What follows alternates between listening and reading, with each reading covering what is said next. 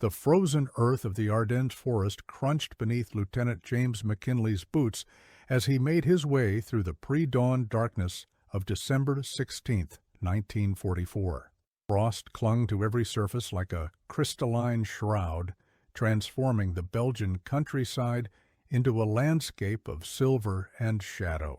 McKinley, a forward artillery observer attached to the 99th Infantry Division, had been awakened by something that didn't quite fit the usual rhythm of the front.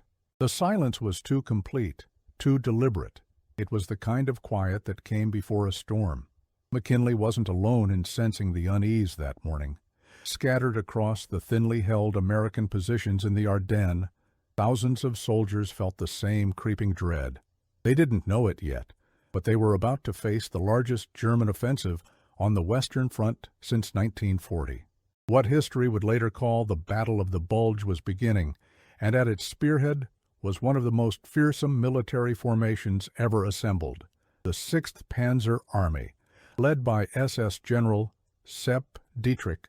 Among the units waiting in the frozen foxholes that morning was a young gunner named Corporal William Slape, a 23-year-old from Nebraska who operated an M1 57mm anti-tank gun. Slape and his three-man crew were positioned on a ridge overlooking the road network near Lanzerath, a small Belgian village that would, in the coming hours, become the site of one of the most significant small-unit actions of the entire war. What Slape didn't know was that his gun position sat directly in the path of the 1st SS Panzer Division, an elite armored formation tasked with breaking through to the Meuse River and beyond. The German plan was audacious in its scope. Hitler himself had designed Operation Watch on the Rhine, betting everything on one final throw of the dice. The objective was nothing less than splitting the Allied armies in two, capturing the vital port of Antwerp, and forcing the Western powers to negotiate a separate peace. To accomplish this, the Germans had assembled a massive strike force in complete secrecy, including 10 panzer divisions and 14 infantry divisions. Nearly 700 tanks and assault guns had been concentrated in the forests opposite the Ardennes sector, all waiting for the order to attack. At precisely 5:30 that morning, the forest exploded into life.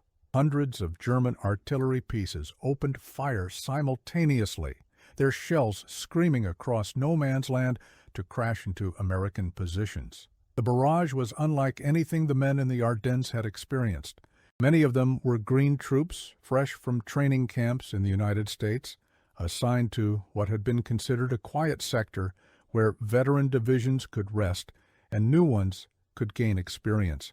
Now, that quiet sector had become a cauldron of fire and steel.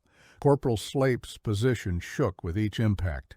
Dirt and snow rained down on him and his crew as they huddled in their foxhole beside their anti-tank gun. The bombardment lasted for 90 minutes, a relentless pounding that shattered communication lines, destroyed ammunition dumps, and left American units isolated and confused. When the shelling finally stopped, it was replaced by something even more terrifying, the grinding roar of tank engines and the tramp of thousands of marching feet. Through the morning mist, Slape could see them coming, German infantry, moving in coordinated waves across the frozen fields. Behind them, still mostly hidden by the tree line, were the shadows of something much larger, the Panzers. McKinley, observing from his position several hundred yards away, immediately tried to call for artillery support on his radio. The line was dead. All across the front, communication had been severed by the bombardment. The forward units were on their own. The German plan called for the infantry to clear the initial defensive positions, opening corridors through which the panzer divisions could pour westward. Speed was everything. The tanks had to reach the Meuse River bridges before American reinforcements could arrive. Any delay, any unexpected resistance could jeopardize the entire operation. The German High Command had calculated that they had perhaps a week to reach their objectives before the Allies could respond effectively. Every hour mattered. Slape's position was supposed to be abandoned if the Germans attacked in force. The orders from battalion had been clear. The forward observers and light anti-tank positions were meant to provide early warning and then fall back to more defensible positions. No one expected them to stand and fight against a major assault. They simply didn't have the numbers or the firepower. But as Sleip watched the German infantry advancing and saw the first tanks beginning to emerge from the forest, he made a decision that would have consequences far beyond anything he could have imagined.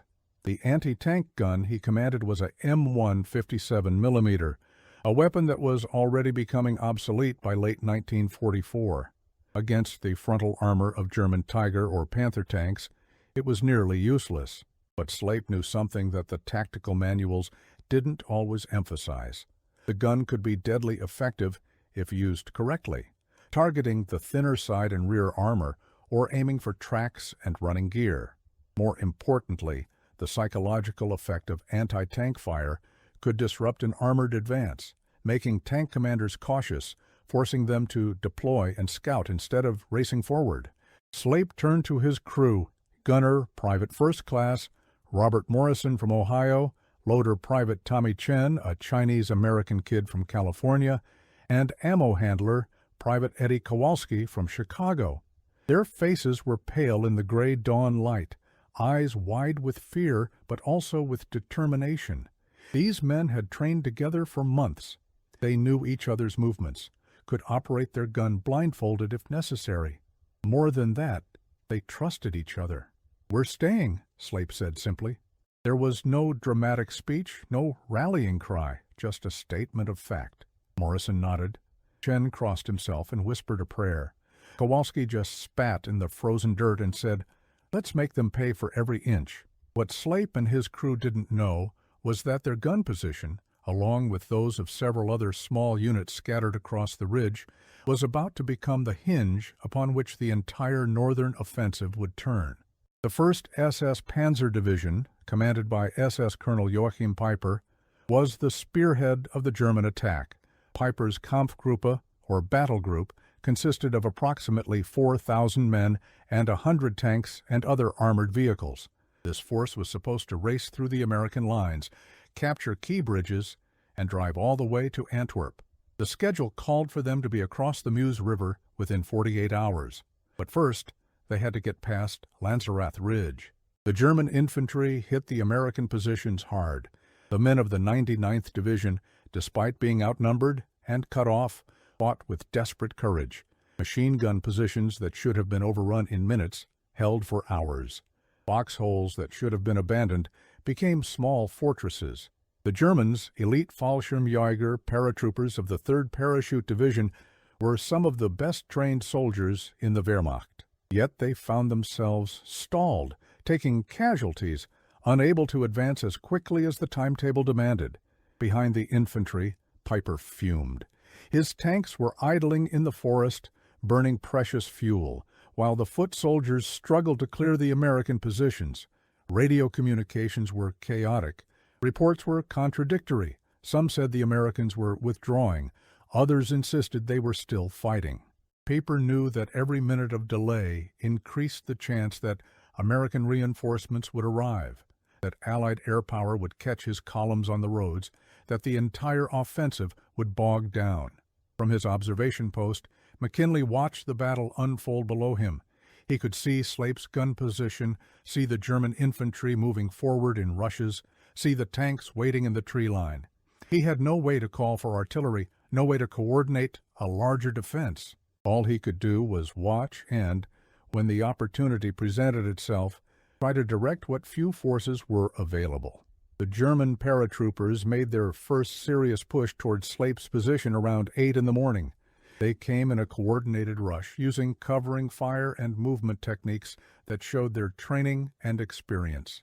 Sleip held his fire. The 57mm gun was not meant for infantry. Its shells would be wasted on scattered targets. He was waiting for the tanks.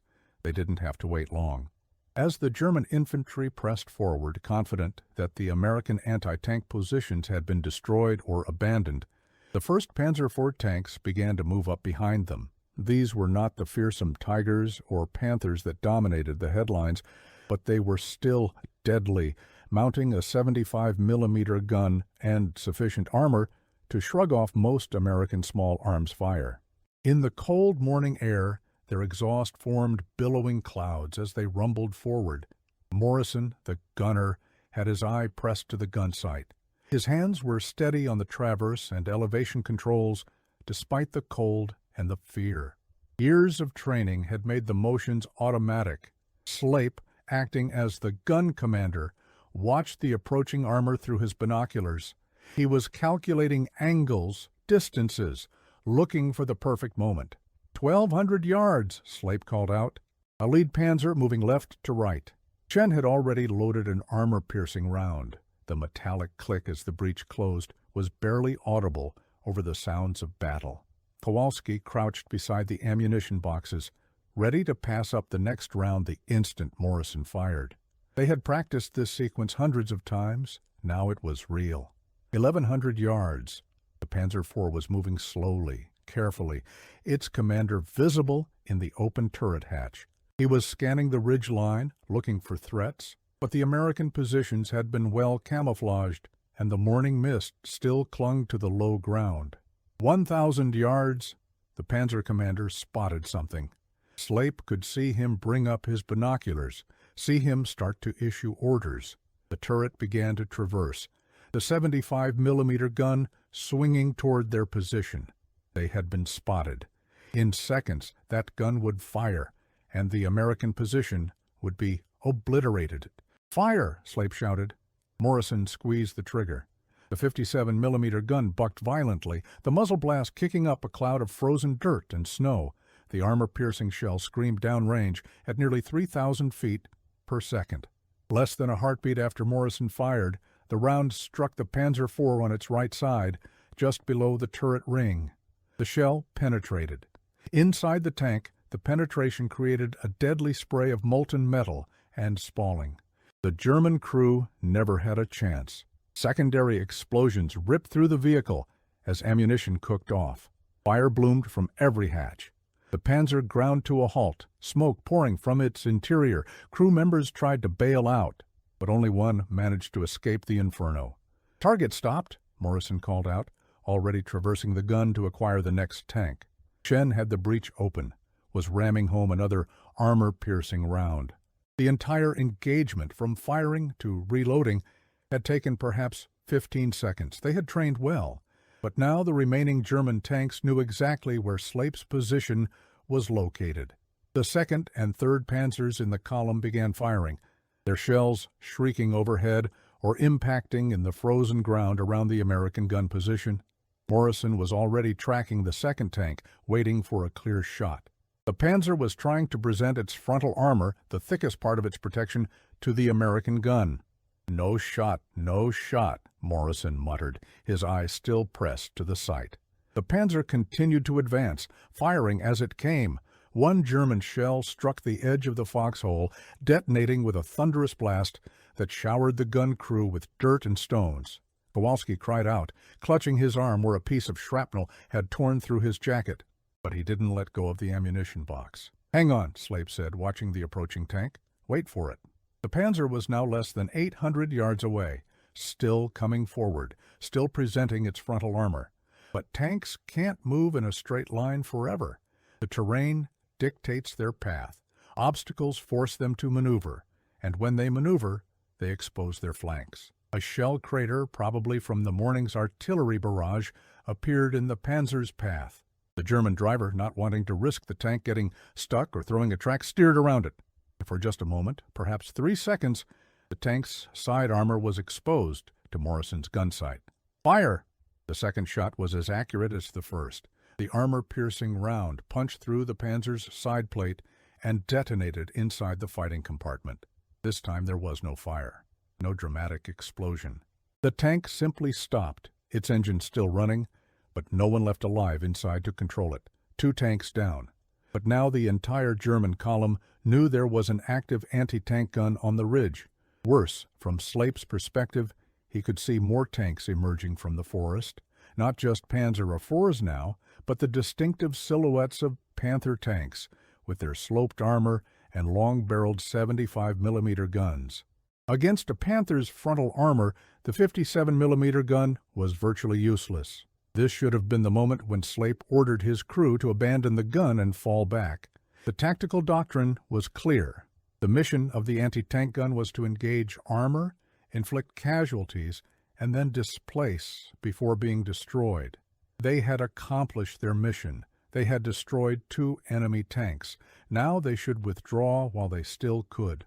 But Slape looked at the bigger picture. From his position on the ridge, he could see what the German tankers couldn't. He could see that behind the advancing Panzers was an entire armored column stretching back into the forest. Dozens of tanks, hundreds of vehicles, an entire division attempting to funnel through this narrow corridor. If that column got through, if it reached the open ground beyond Lanzerath, nothing would stop it until it reached the Meuse River. The entire Allied line would be split in 2. McKinley, watching from his observation post, saw Slape's gunfire again, saw another German tank stop, smoke rising from its engine compartment. The lieutenant couldn't believe what he was seeing. The gun crew should have pulled back by now.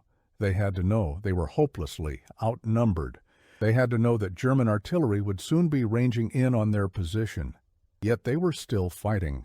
What McKinley understood, and what Slape was counting on, was psychology. Tank warfare isn't just about armor thickness and gun caliber.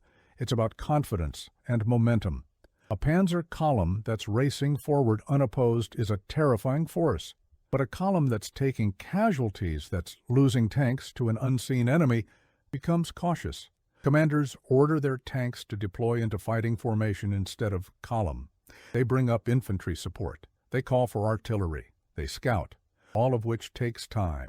And time was exactly what the American forces needed. The German infantry made another push toward the ridge around 10 in the morning. This time they brought up mortars and heavy machine guns. The American positions began to take serious casualties. Men who had fought courageously for hours were falling back or being overrun. The line was collapsing. Soon, Slape's gun would be isolated, cut off from any support. Chen had been killed by mortar fire around 9:30. A shell had landed directly in their ammunition storage area, and the young private had been caught in the blast. His loss meant that Slape himself had to serve as loader, a more physically demanding job that slowed their rate of fire. Kowalski, despite his wounded arm, continued to pass up ammunition, but he was weakening from blood loss. Morrison remained at the gun sight, his face a mask of concentration. He no longer looked scared. He had moved beyond fear into a kind of cold clarity where nothing existed except the gun sight reticle and the enemy tanks in front of it. He had destroyed 6 German armored vehicles. Not all of them were tanks. Some had been half-tracks or armored cars. But each one had been an enemy vehicle that would not be reaching the Meuse River.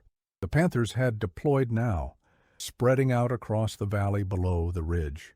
They were trying to suppress the American position with overwhelming firepower. Shells rained down on Slape's foxhole with mechanical regularity. The Americans survived only because they had dug deep and because the frozen ground, while hard to dig, provided excellent protection against anything but a direct hit. Around 11, McKinley saw something that gave him hope. Coming down the road from the west were American reinforcements, not many.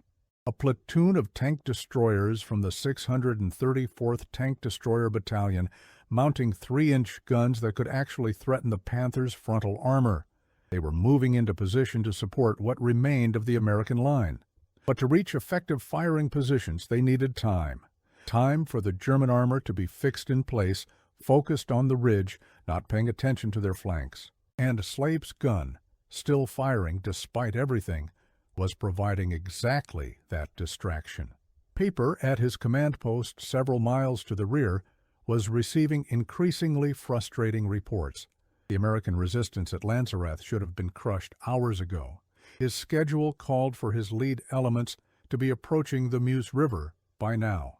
Instead, they were still stuck fighting for a ridgeline that wasn't even marked on most maps. He ordered his commanders to bypass the position, to find another route. But the road network in the Ardennes was limited. The terrain was difficult. Every alternate route meant additional delay. The really infuriating part, from Pieper's perspective, was that this wasn't even a major American defensive position. Intelligence reports suggested it was held by perhaps a reinforced platoon at most. Yet somehow, this tiny force was managing to delay an entire SS Panzer division. It was, he would later admit, both embarrassing and tactically significant. By noon, Slape's position was untenable. German infantry had worked around both flanks. Mortar fire had destroyed most of their supplies. Morrison had been hit by shell fragments, a wound to his shoulder that made it difficult for him to aim. Kowalski had finally passed out from blood loss. The gun itself was nearly out of ammunition. They had perhaps 10 rounds left. McKinley made the decision for them. He ran under fire from his observation post to Slape's position. Sliding into the foxhole, he found 3 exhausted, wounded men still manning their gun, still watching the German positions through gun sights and binoculars. "Corporal, you need to pull back," McKinley said. "That's an order." Slape, his face blackened by powder smoke, his hands bleeding from handling hot shell casings in the freezing air, looked at the lieutenant. For a moment, McKinley thought he would refuse. Then Slape nodded. "Give us 5 more minutes," he said. "The tank destroyers are moving into position. 5 more minutes to keep the Germans focused here." McKinley wanted to argue, wanted to pull rank and order them out immediately. But he looked at Morrison, still at his gun sight, despite his wounds. He looked at Kowalski, unconscious but still gripping a shell casing. He looked at the covered form of Chen, lying where he had fallen. These men had bought hours for the American forces with their courage and their blood. 5 more minutes seemed little enough to ask. 5 minutes, McKinley agreed. Then we're gone, whether you want to or not. Those 5 minutes felt like an eternity. The German fire was increasing. Infantry was closing in from both sides. And yet Slape and Morrison kept firing. Each remaining shell was aimed with care, fired at targets that would cause maximum disruption. A command vehicle, a fuel truck, an ammunition carrier. Not all the shots hit. Not all the hits were fatal to the target, but each shot kept the Germans focused on the ridge, kept them deployed and cautious, instead of racing forward. At exactly 5 minutes, McKinley pulled Slape away from the gun sight. Morrison fired one last round, a shot that struck a Panther tank square on its front glacis plate and bounced harmlessly away. Then he helped the lieutenant carry Kowalski out of the foxhole.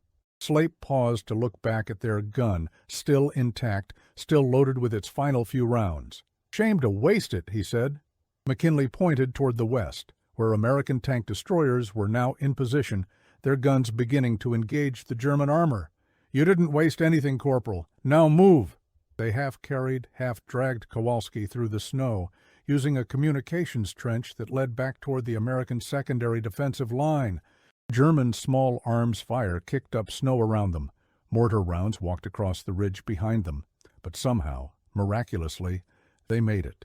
They reached the safety of an American strongpoint, just as the German infantry overran their former position. The tank destroyers, now in action, began to exact a terrible toll on the German armor. The Panthers, still deployed in fighting formation and focused on the now abandoned ridge position, were caught by flanking fire from the American 3-inch guns. Several were hit and destroyed. The others, suddenly aware of the threat, began backing away, trying to find cover. The delay at Lanzerath had thrown off Piper's entire schedule. What should have taken hours had taken all day. By the time his lead elements finally bypassed the position and continued their advance, it was late afternoon.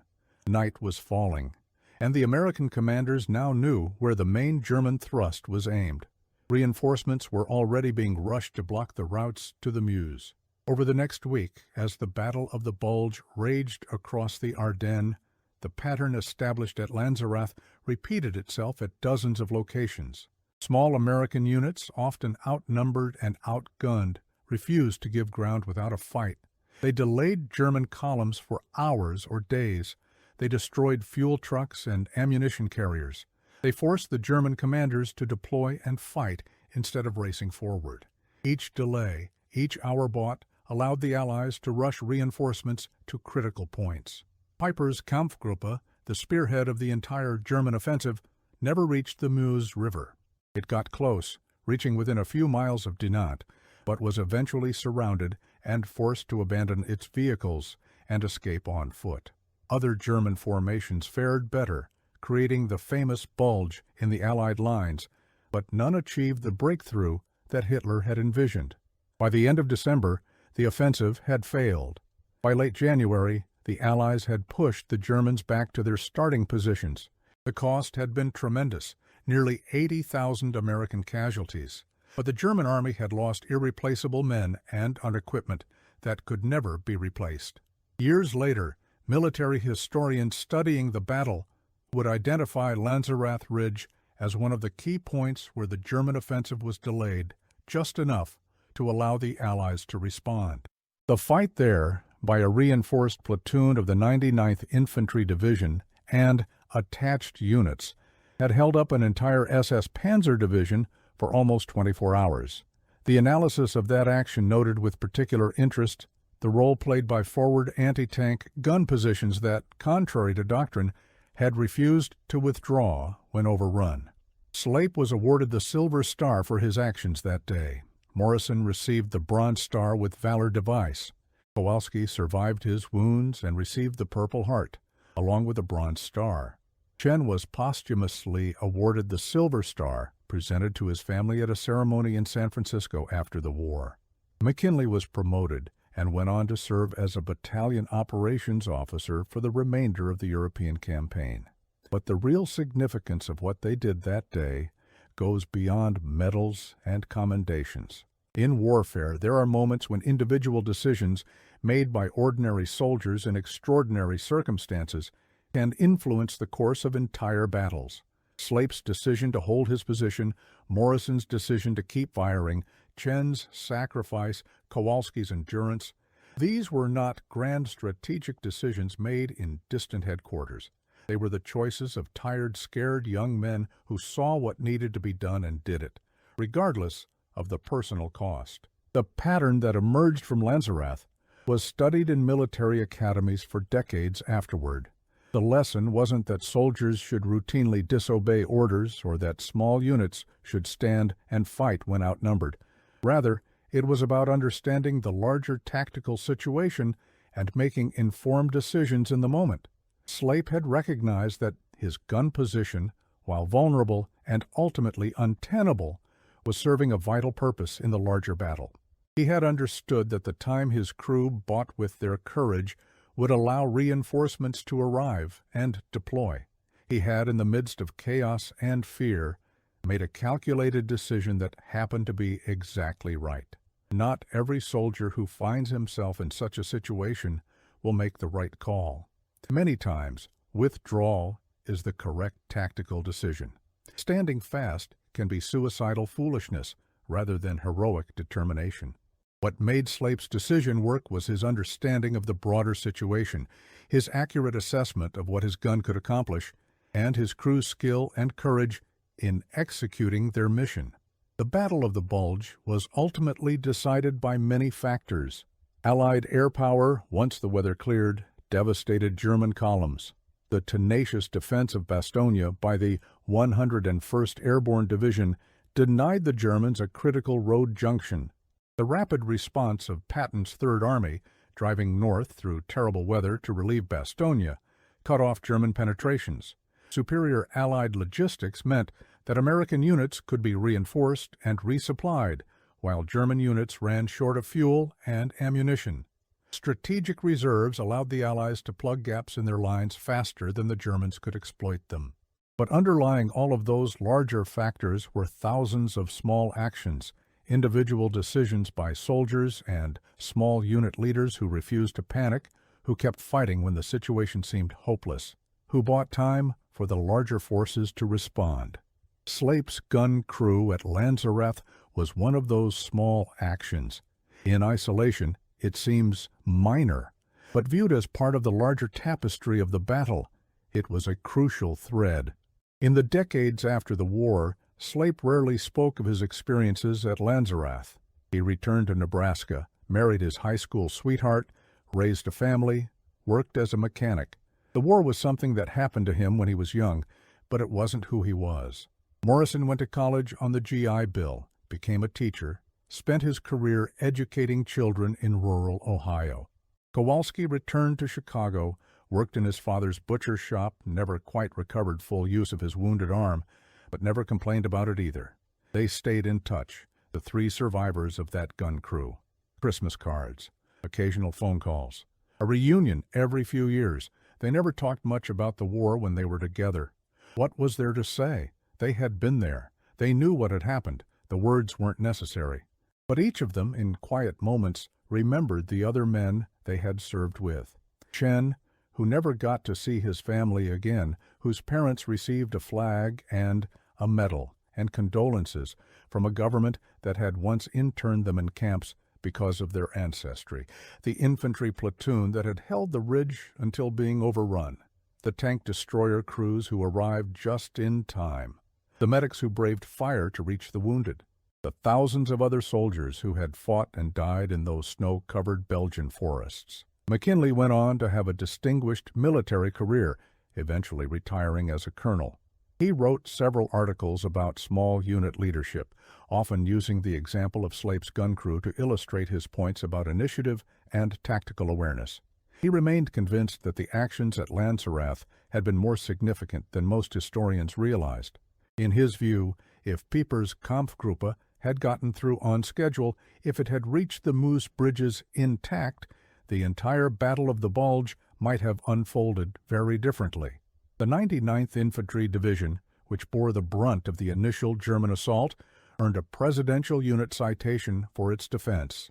The division had been considered green, inexperienced, not ready for serious combat.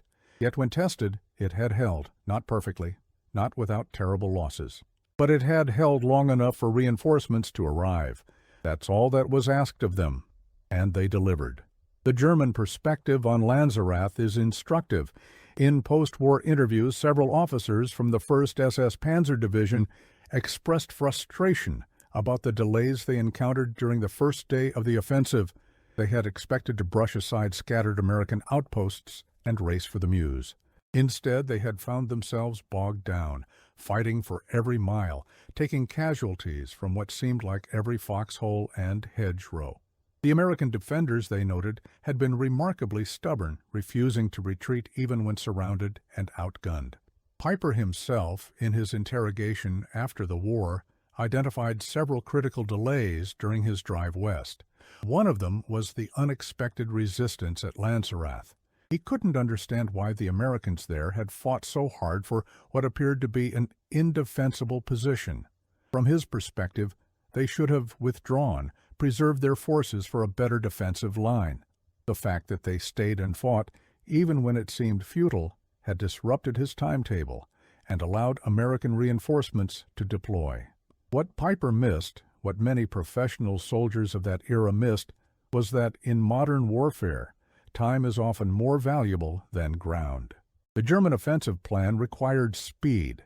Every hour of delay meant fewer hours before Allied air power could intervene.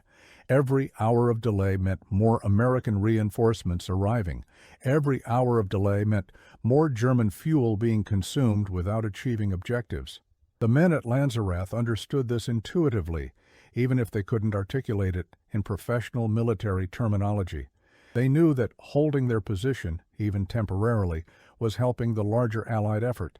This understanding of the temporal dimension of warfare, this recognition that sometimes the best contribution a small unit can make is simply to exist and resist in a critical location for a critical period, became a key lesson drawn from the Battle of the Bulge.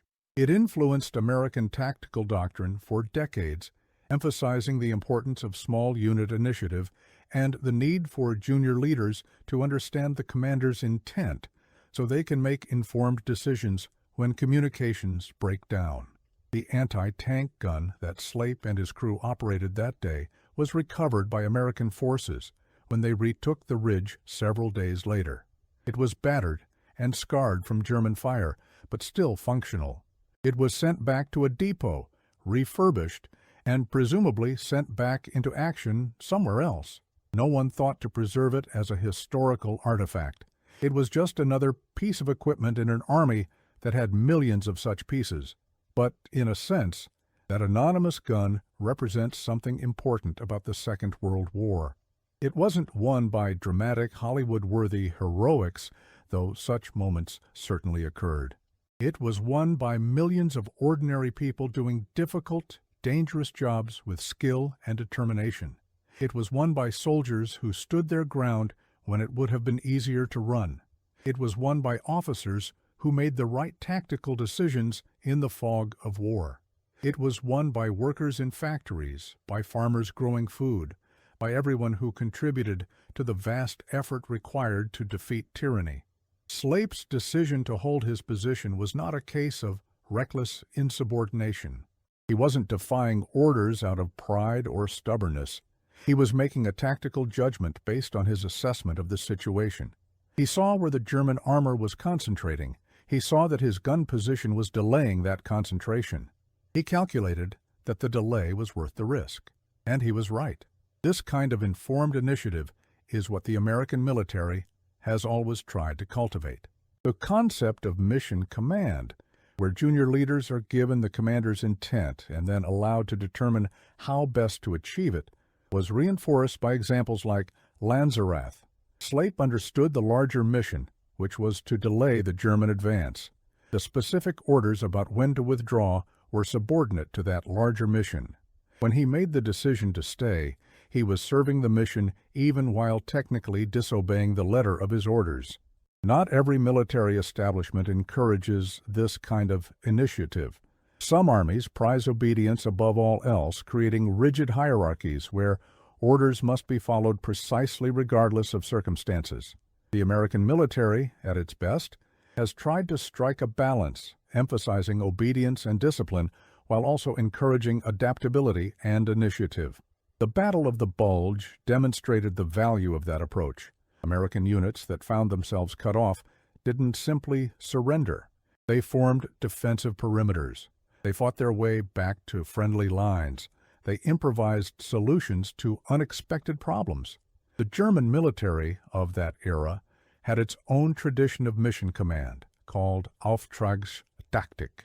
German officers were expected to understand the overall operational goal and then determine how best their unit could contribute to achieving it. This system worked well when the German military was winning, when operations went according to plan. But by late 1944, with Germany losing on all fronts, with units understaffed and poorly equipped, the system began to break down. Orders became more rigid. Initiative was punished if it failed. Officers became more cautious. The Battle of the Bulge represented perhaps the last time the German military could attempt a major offensive operation. The plan was bold, the forces assembled were formidable, and the initial surprise was complete. But the execution faltered because the plan allowed for no flexibility. When American resistance proved stronger than expected, when the timetable began to slip, there was no capacity to adapt. The operation continued according to the original schedule, even when that schedule was no longer realistic. Units pressed forward according to orders even when doing so made no tactical sense. In contrast, the American response to the offensive was characterized by flexibility and rapid adaptation. Units were shifted from quiet sectors to threatened areas. Reserve formations were committed when and where they were needed. Local commanders made decisions based on current conditions rather than pre-planned operations. This organizational flexibility, this ability to respond to the unexpected, was as important as any weapon or tactical system in determining the outcome of the battle. Slape's actions fit into this larger pattern of American tactical flexibility. He assessed his situation, recognized an opportunity to contribute to the larger defense, and acted on that recognition. He didn't need to contact higher headquarters for permission. He didn't need detailed orders spelling out exactly what to do. He understood the mission, and he executed it to the best of his ability with the resources available. This is not to suggest that Slape was some kind of tactical genius who saw things that trained officers missed. He was a corporal, a junior non-commissioned officer with limited training and experience. But he had good instincts, a clear understanding of his weapons capabilities, and a willingness to accept risk in service of the mission. Those qualities, replicated across thousands of small unit leaders throughout the American Army, were as important as tanks or artillery in winning the war. The broader legacy of the Battle of the Bulge extends far beyond the tactical lessons drawn from specific engagements. The battle demonstrated that the German military, even in its weakened state in late 1944, was still capable of mounting dangerous offensive operations. It showed that the Allies could not afford to be complacent, could not assume that victory was inevitable. It proved the resilience of American soldiers, many of them combat veterans by this point, but many others raw recruits experiencing their first taste of combat. For the soldiers who fought in the Ardennes that December, the experience was searing.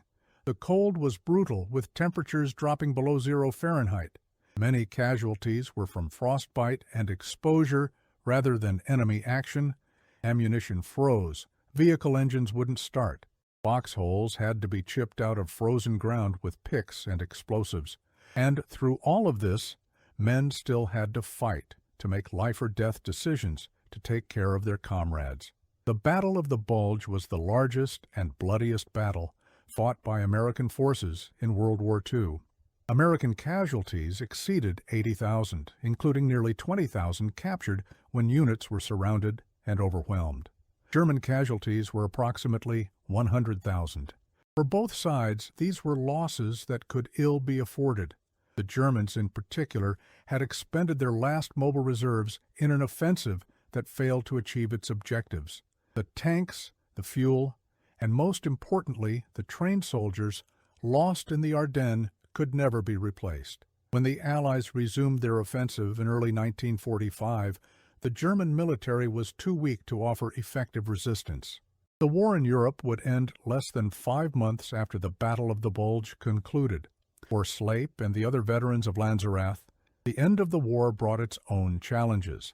Returning to civilian life after experiencing combat is never easy.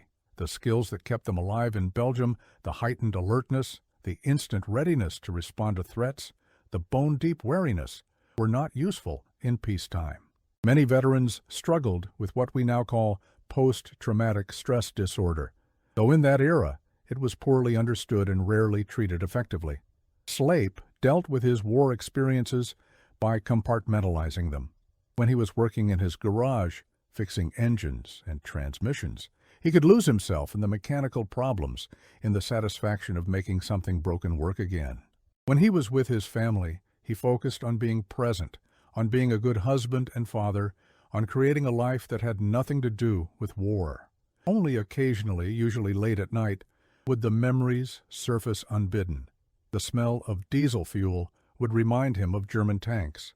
A car backfiring would make him flinch. The sight of snow-covered fields would transport him back to that frozen ridge. He never regretted his decision to hold his position that day. He regretted Chen's death. He felt guilty, as survivors often do, about living when good men died. He wondered if he could have done something differently, made some other choice that would have saved his friend's life. But the decision itself, the tactical choice to keep fighting when withdrawal was ordered, that he was confident was correct. Looking back with decades of hindsight, with access to historical records and strategic analysis, he could see that he had been right. His small action had contributed to a larger victory. That knowledge provided some comfort, though it could never erase the cost. Morrison carried his own burdens from the war. The shoulder wound he received at Lanzerath never fully healed. He had limited range of motion in that arm for the rest of his life, a constant physical reminder of that day. But the physical wound was easier to deal with than the psychological ones. Morrison had been the gunner. He had looked through the gun sight, acquired targets, pressed the trigger. He had destroyed enemy vehicles and, in doing so, had ended the lives of the men inside those vehicles. The fact that those men were enemy soldiers, that they were trying to pass him, that the war itself was just and necessary, none of that erased the reality of what he had done. In his teaching career, Morrison was known as a patient, kind man who never raised his voice, who could reach even the most difficult students. He poured his energy into education, into helping young people learn and grow. It was, in a way, his form of penance and healing. He couldn't bring back the German soldiers he had destroyed, but he could help shape the next generation to be better, to perhaps avoid the kind of conflicts that had scarred his generation. Kowalski's recovery from his wounds was long and painful. The arm he had injured at Lanzerath required multiple surgeries, and he never regained full strength in it. For a man whose livelihood depended on physical work, this was a serious handicap. But he adapted, learning to compensate, developing techniques that allowed him to continue working despite the disability. He never complained. When people asked about the scars on his arm, he would shrug and say he got hurt during the war, nothing more. The full story, the hours under fire, the determination to keep passing up ammunition, even as he weakened from blood loss, that was private, something he shared only with the men who had been there. McKinley's military career flourished in the post-war years. He served in Korea, narrowly avoiding service in Vietnam due to age and rank. He taught at various military schools, helped develop doctrine, mentored junior officers. Throughout his career, he used the lessons from Lanzerath in his teaching. He would tell his students about Slape's gun crew, about their decision to hold their position, about the larger impact of that small action.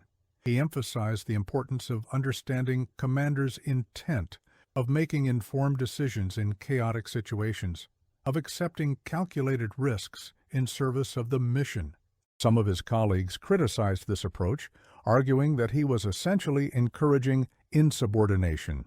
Orders existed for a reason, they said. Soldiers who decided for themselves which orders to follow and which to ignore were a threat to military discipline and effectiveness. McKinley understood their concerns, but he disagreed with their conclusions.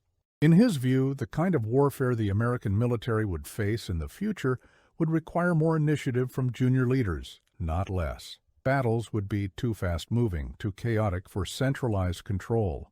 Small unit leaders would need to make decisions on their own, guided by their understanding of the overall mission, rather than by detailed orders that might be outdated before they were received. History has proven McKinley largely correct. Modern warfare, with its emphasis on rapid maneuver, distributed operations, and network-centric tactics, requires exactly the kind of initiative that Slape demonstrated at Lanzerath. Junior leaders in Iraq and Afghanistan routinely made strategic-level decisions that would have been unthinkable for soldiers of equivalent rank in earlier wars. This wasn't a breakdown of discipline. It was an evolution of military practice to meet the demands of modern conflict. The story of Slape's gun crew at Lanzerath also illustrates another important truth about warfare. The fog of war is real and pervasive. Neither side had a clear picture of what was happening during those chaotic hours. The Germans didn't know how few Americans were opposing them. The Americans didn't know the full scale of the German offensive. Slape didn't know that his actions were delaying an entire Panzer division. Piper didn't know that American reinforcements were rushing to the sector. Both sides operated on incomplete information, making decisions based on their best assessment of an unclear situation. In that environment, adaptability and quick thinking were more valuable than perfect planning. Slape adapted to the situation he found himself in. He recognized an opportunity and exploited it. He accepted risk and managed it as well as possible given the circumstances. These are the qualities that distinguish effective soldiers from those who are merely competent. The Battle of the Bulge officially ended in late January 1945, when Allied forces had pushed the Germans back to approximately their starting positions. The Bulge was eliminated. The German offensive had failed. But the cost had been staggering for both sides. The Ardennes was a frozen hell where thousands died, where entire villages were obliterated, where the landscape itself seemed hostile to human life. For the men who fought there, the battle was a defining experience. It tested them in ways they had never been tested before. Some broke under the strain. Others discovered reserves of courage and endurance they didn't know they possessed. All of them were changed by it. You don't experience something like the Battle of the Bulge and remain the same person you were before. Slape lived to be 87 years old, passing away in 2006. His obituary in the local Nebraska newspaper mentioned his military service, noting that he had been awarded the Silver Star, but it focused more on his civilian life, his work, his family, his involvement in the community. This was appropriate. His service was important, but it didn't define him. He was a veteran, yes, but he was also a husband, a father, a mechanic, a neighbor, a citizen. Morrison died a few years earlier, in 2003. His former students organized a memorial service, sharing stories about the teacher who had made such a difference in their lives. Some of them had known he was a war veteran, but few knew the details. When his family shared the story of Lanzerath, of his actions that day, his former students were amazed. The quiet, gentle teacher they remembered had once been a soldier who destroyed enemy tanks under fire. It seemed impossible to reconcile these two images, but that was the point. People are complex. The warrior and the teacher existed in the same person. Neither negated the other. Kowalski outlived them both, passing away in 2010 at the age of 91. He was the last survivor of that gun crew. In his final years, with both Slape and Morrison gone, he finally began talking more openly about their experiences. He gave several interviews to military historians, helped contribute to documentaries about the Battle of the Bulge, spoke to high school history classes. He felt an obligation, he said, to make sure that people remembered. Not just remembered him or his crew, but remembered all the soldiers who had fought in that terrible winter, who had endured conditions that would be unimaginable to most modern Americans, who had done their duty despite fear and cold, and the almost certain knowledge that they might not survive. The gun itself, the M1 57mm anti-tank gun that Slape's crew operated, was a weapon that, by late 1944, was already obsolescent. Its thin armor-piercing capability was marginal against German late-war armor. It was being replaced by more powerful weapons like the 76mm gun on newer Sherman tanks and the 3-inch gun on tank destroyers. Yet, in the right hands and the right situation, even an obsolescent weapon could be decisive. The gun's effectiveness at Lanzerath came not from its raw power, but from how it was employed. Careful positioning, disciplined fire control, focus on vulnerable targets, persistence in the face of overwhelming opposition. This lesson, too, was incorporated into military doctrine. Technology matters, but it's not everything. A superior weapon poorly used is less effective than an inferior weapon skillfully employed. Training matters, leadership matters, discipline and courage matter. These human factors remain constant across all eras of warfare, regardless of technological advancement. The location where Slape's gun crew made their stand has changed little in the decades since the war. The ridge still overlooks the valley. The road network still runs through Lanzerath. A small memorial has been erected, noting that American forces fought here during the Battle of the Bulge, but it makes no mention of the specific gun crew or their actions. To the casual visitor, it's just another marker in a landscape dotted with such memorials. But for those who know the story, who understand what happened on that frozen December morning in 1944, the site has special significance. Here, a handful of young Americans, far from home, frightened and cold and outnumbered, chose to stand and fight. They didn't have to. They could have withdrawn, preserved their lives, justified their actions by pointing to their orders. But they saw the bigger picture. They understood what was at stake, and they did what needed to be done. That's the real story of how one gunner's against orders pattern stopped a Panzer column cold. It's not about disobeying authority. It's not about reckless heroics. It's about ordinary people in extraordinary circumstances making difficult decisions and living with the consequences.